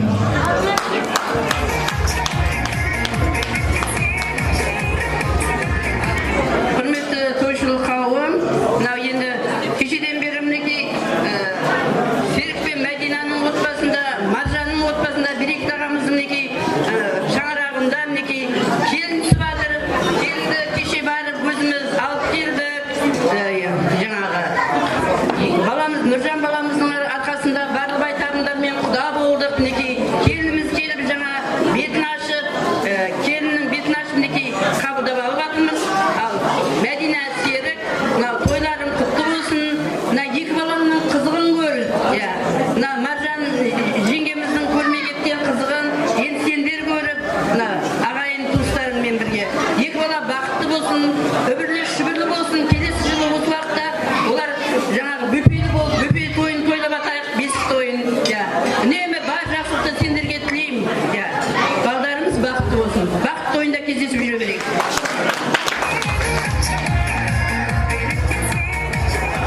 Серік Мәдина, жастар бақытты болсын, дендері сау болсын, балдардың рахаттарын көре беріңдер. Енен топырағын өрде ғой, өзін сияқты келін болады деп сенеміз. Тек жастар бақытты болсын. Құрметті тойшыл қауым, той бәріңізге де құтты болсын, қазыналы болсын. Серік Мәдина мынау келіп жатқан келін құтты болсын, қадамы құтты болсын. Келген жеріне тастай батып судай сынсын. Екі жас бақытты болсын. Ассалаумағалейкум тойшыл қауым. Той қаласын. Серік Мәдина мынау бір баста екі оты балаларын соғылды қызықшыларын рахаты көріп жүре беріңдер. Той қаласын. Той барлықтарыңызға жұғысты болсын. Серік құда, Мәдина құдағай, тойда Мен бұл жерден қыз алып отыр едім ғой. Серіктің апасын Шырын деген жаңағы Оралбек деген құда. Иә, Шынар, Шырынбек, Шынар.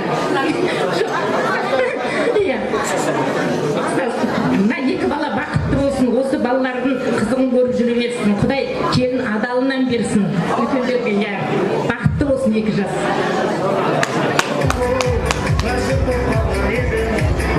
Тағы да тілеген құда-құдағилар бар ма? Қалып қойған жоқпыз ба? Түгел ме? Бар ма? Құда-құдағилар? Қосылып. Бастарыңыз бақтан, жүректеріңіз шаттан, ұл-қыздарыңыз аттан, қазандарыңыз оттан, самауырдарыңыз шоқтан түспей, жарқырап, жайнап, қашанда осы Серік мен Мәдина апаның шаңырағына тек той қуаныштың туын көтеріп келе беріңіздер. Бір естелік суретке түсіп аламыз ба? Бәрекелді. Енді осы серік құдаларыңыздың тойында билемегенде қайда билейсіздер? Сіздерге бір жақсы ән дайындайық, ортада дөңгелеп бір билеп алсаңыздар деген.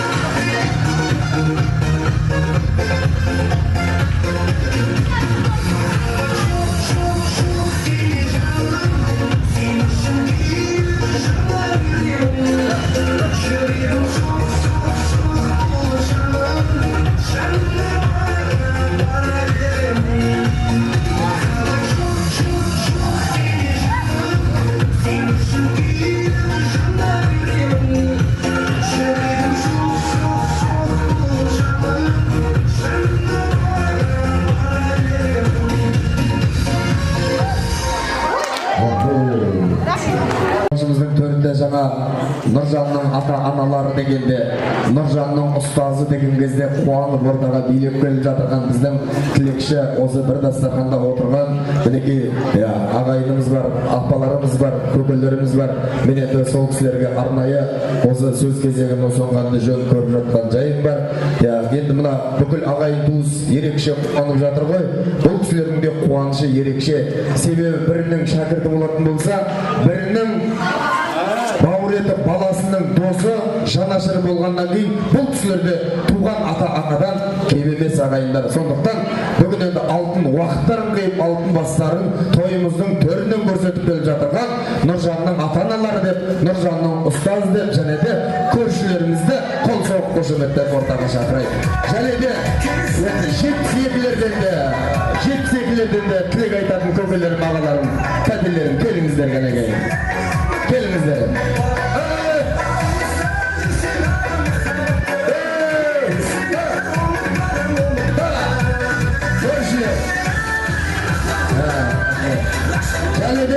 Және де Нұржанның ұжымы қай мекеме вокзалының?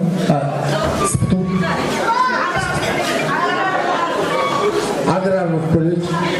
Аграрлық жоғары колледжде. Келіңіздер. Енді бірінші үлкен кісілерден бастайын, ұстаздардан, ата-аналардан, үлкен апамдан бастайын, әр қарай бір ауыз тілек аламыз. Сынып жетекшісінен бастайын. Ең мәртебелі мамандық ұстаз дейді ғой, Риза, өзің баста. Алла разы болсын. Ана баламды да шақыртып жатырмын.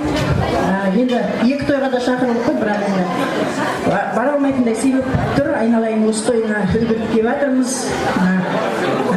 Сәкен, айналайын өзің атын ұмытып қалып жатырмын. Ата-анам, ау, Мадина. Я, мен Мадинаны жақсы білем. Папасын 7 жыл класс жетекші болғанда бір-ақ рет па, 2 рет па болған шығар. Сондықтан әкелерден гөрі аналардың, енді әкелер дұрыс қой, аналардың рөлі басым ба деймін. Сондықтан енді бүгін ортақ қой той. Айналайын тойларың құтты болсын. Серік, Мадина, Нұржан, айналайын. Мен құсымды қолыңа қондырып, үлкен бақытқа ие болып жатсың бүгін. Сол бақытың баянды болсын. Келінжан менен бірге өмірде қосақ қолдай бірге жүзіп, өмірдің барлық жақсылығын, қуанышын, жеңісін, барлығын бірге көре беріңдер. Енді жалпы той ортақ қой, енді той қазыналы болсын, келген баламыз адалынан болсын, барлық кезде тек қана жүзінен күлкі шуға кетпей, қолынан жаңағы самовар демейді ғой, енді шәйне түспей, барлық ата-енелерін, ағайын туысының көңілінен шығатын ибалы ізетті өзім де қосып қояйын, сәлемін салып тұратын осындай керемет келін болсын. Жеңістер мен жеңілістен тұратын, өмір күрес жеткізбей ме мұратын, сол күресте керек екен бір адам, жүрегіңді тереңірек ұғатын деп ақын жырлағандай. Бүгінгі той құтты болсын, жеңістер мен жеңілістен тұратын Нұржан, сенің өміріңнің гүлінде сені жайқалтып, үлкен халыққа танытып, елге танытатын да осы құсыңды аман есен қолыңда аялап ұста деймін. Барлық кезде ұстаз ақыл айтады, сол менің айтқан ақылдарымды ұстаздардың айтқан мәңгі есіңге сақта. Мен сені жақсы көрем. 5 класстан бастап 7 жыл осы 2 классқа қазақ тілі мен әдебиетінен сабақ беріп, класс жетекші болып 2 жылдан біреуін алаламай, бәрін грантқа түсіріп, міне өзім де қазір зейнеткермін. Айналайын, менің жолымды берсін, сен де ұстазсың, ұйымдастырушылық қабілетің бар, сол қабілетіңменен ортада үлкен биіктердің мен бірге шығармашылық үлкен табыстарға жете бер. Бақытты бол. Бақытың баянды болсын. Мына ата-аналарыңды сыйлап, ұстаздарыңды сыйлап, барлық ел халықтың батасын ала бер. Барлық баталар қабыл болсын. Той құтты болсын. Барлық уақытта елімізде той болсын. Кешегі ұстаздар күні құтты болсын.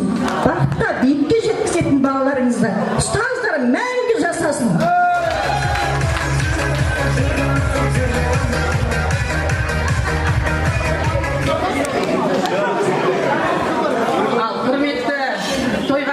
Тойшыл қауым, алтындар әулеті, құда жекжаттар, Сәкеннің, Мәдинаның, біздің Лукан баламыздың нағашылары, жиендері, бөлелері, достары, барлығыңызға бүгінгі той құтты болсын. Біздің көптен күткен тойымыз, балаларымыз осы кішкентай күннен бірге келе жатыр, осы балалардың арқасында мына ата-аналар бізде дос болып кеткенбіз. Бүгін баламыздың қуанышына ортақтасып келіп жатқан жайымыз бар. Мына Сәкеңді өзіміз үлгі тұтамыз. Мәдинамен екеуі өте еңбекқор, бейнеткеш, ауызбіршілікті, сондай қандай тіршілікті де екеуі бірге атқарып жатады. Оның бер жағында мынау баламыз Нұржан қолынан да тілінен де келетін, қай жаққа салсаң да сол жақта алып кететін сондай бір айтулы бала болып өсіп келе жатыр. Қуаныштымыз. Қатарлары, достары өте ауызбіршілікті. Бұларға баяғы қазақтың салты бойынша асар деген салтты осы балалар ұстап қалған. Біреуі үй салса, түгел сол үйді бітіргенше сол үйге қона жатып жүреді. Біреуі той жасаса, сол тойды 10 күн жүріп, атқарып, жинап, сыпырып, орнын сөйтіп кетеді. Бүгін мына алдарыңыздағы дастарханның осы жартысын осы балдардың келіншектері дайындап, мен үйде отырып біліп отырмын. Мына біздің балаларымыз сыртта енді, жұмыс бабымен менің балам Көкшетауда, Алтынның баласы Кореяда, келіннің баласы Астанада. Бірақ жан-жақта болса да күнделікті хабарласып, осы тойға бәріміз атсалысып жатырмыз. Енді біздің үйден мен беташарға шақырылғанмын. Менің жаңа үлкен балам Нүканның ағасы ертеңгі жастар тойына шақырылған. Сонымен семьямызбен осы үйдің қуанышына ортақтасып жатырмыз. Нүкан жаным, өзіңді жақсы көреміз, шын жүрегімізден, білесің. Енді біз мына ата-аналар осы жерде мына Барлыбайдың әйелдері, қыздары тұрмыз. Айналып келіп біздің қызымызды алып жатсың. Бір жағы күйеу бала болғаның құтты болсын, бірақ күйеу балалықтан сенің бізге балалығың жақын. Сондықтан бала күйіңде қала бересің, бақытты болыңдар, үбірлі шүбірлі болыңдар. Атаң менен анаңның үмітін ақтап, өзіңнен кейінгі іні қарындасыңа үлгі болып, үйдегі Ұлықбек ағаң сияқты шаңырақты ұстап қалуыңа тілекшімін. Той қыласың. Қуаныштымыз, Мадон, Сәке, сендер үшін қуаныштымыз. Сенің атыңды айта алмаймын, қайнағамның аты кетеді, сондықтан осы бар жан-жағын. Ал той қыласың.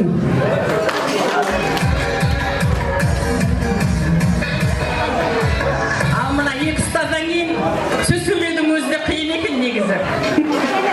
Келген қонақтар, тойға келген қауым, қадамдарыңызға гүл бітсін. Серік, Мадина, көптен күткен қуаныштарым ғой жандарым. Жалғыз сендер емес, біз де күткенбіз осы қуанышты. Шүкір Аллаға бүгін жетіп жатырмыз сол қуанышқа. Балалар бақытты болсын, бақыттары баянды болсын. Терезелері тең, достарымен бірге, қабырғалары кең, шаңырақтары биік, босағалары берік болсын. Қай уақытта да келген келін адалынан келсін жандарым. Балам арам болса болсын, келінім адал болсын деген қазақ. Балам қанша адал болғанмен келінің адал болмаса, ол да дұрыс емес. Сол үшін біз келіннің адалдығын тілейміз жарым.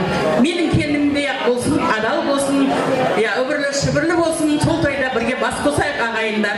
Той құтты болсын. Бәрекелді. Ал, көршілер қауымы. Құрметті тойшыл қауым, алтын әулетінде болып жатқан тойларымыз құтты болсын. Балдар бақытты болсын.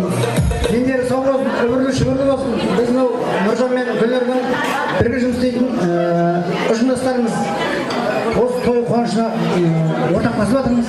Жақсы тілектер айтылып жатыр, осы тілектерге қосыламыз. Алла осындай абырой берсін осы балдарға. Сәкен мәкен құтты бола берсін бәріне.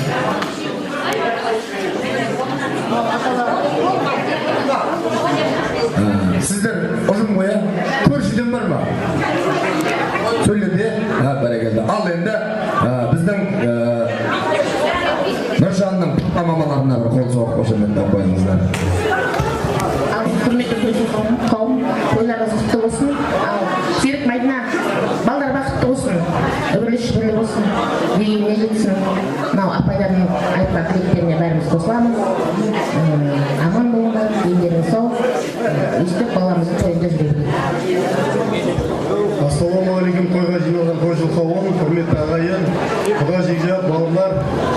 Мінекей бүгін өздеріңіз білесіздер, мынау алтынның ішінде шұңқырдың үлкен біздің рулы елде арба ішінде бір бидай деп берген әкеміздің тұяғы артында қалған ізі мынау өмірін жалғастырушы серік бауырымыздың шаңырағында үлкен ақтүйін қарым жарылған той болып жатыр. Енді серікке көп не берудің қажеті жоқ. Серік дүние емес, дос жинаған осы тойда көріп отырмыз мінекей. Аллаға шүкір, Серік пен Мәдина әлде де шақырса үлкен тойхана болар еді, бірақ ең қымбат байлық қазір уақыт. Соның ішінде нағыз осы ет жағын бауырымыз осы тойды бөлісеміз деп келіп жатқандарына осы Серік пен Мәдинаның атынан, осы әрі бауыры, әрі құрдасы ретінде мен де өзіміздің отбасымыздың атынан рахмет айтқымыз келеді. Өйткені үлкен алдыңда қартың болса жазулы хатпен тең деген, мынау кеше ғана өздеріңіз сияқты орта буын, аға буын болып жүрген ағаларымыз мінекей ақсақал болып, жеңгелеріміз үлкен әулеттің анасы болып жатыр. Осы үлкендіктеріңіз үлкендікке жалғаса берсін.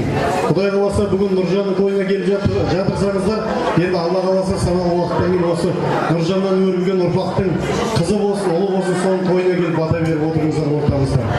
Аманатқа қиянат жоқ. Астанадан мінекей бүгінгі осы тойға арнайы өзінің сәлемдемесін айтқан анам Рысқұл қажының атынан да осы дұғай сәлем айтқым келеді. Сәке, Мәдина, өздеріңе анам жақсы тілек айтып жатыр. Тойларыңа ортақтасып жатыр. Ертең Құдай қаласа келеді, сол уақытта өз оттың басына барам деп жатыр. Үлкен қайнағаны да енді абысын деп ол кісі аттарын айтпайды ғой. Үлкен шаңырақ көңілді толқып жатыр. Дұғай сәлем айтып жатыр. Сондықтан ең бірінші мына отбасыларына келген келініміз адал болсын, құдалықтарың мың жылдық болсын.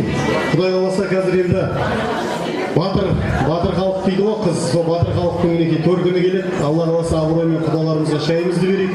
Айтқан игі тілектің бәрін періште әмин деп Алла қабыл етсін. Тойымыз той баласын жалғаса берсін. Түгеліңізді арнаға бәрекелді. Бата тілектеріңізді Алла қабыл етсін. Мың алғыс дастархан төріне мархабат енді дастарханымыздың бәтесін алып барып бірден билесек деген ниет бар. Себебі қазір би қойып атсақ көбісі қайтып кетейін деп отыр. Пакет таратылғаннан кейін өзі қорқынышты ғой тойда. Енді батаны көгі құдалардың үлкенінен алам ғой, дұрыс па? Бір дастарханға бір бәте жеткілікті. Сондықтан құдалардың батасын алайық. Ләхи әумин деп қол жайсаңыздар, алақандарыңызға Алла құт берекесін берсін. Жанға Алла қабыл ет, жаңа қаудың қабыл ет. Ет десек әлет, ізет, құрмет, бап дәулет, қызырлар, бапын, дастарханның байлығын берсін. Еліміздің саулығын берсін, отымыздың басына амашығын берсін. Әрқашан ағайынмен туыспен осындай көйлек кездесіп жүрейік. Той құтты болсын, балдар бақытты баянды болсын. Аумин. Аумин әге, батаңыз Алла қабыл етсін. Ал енді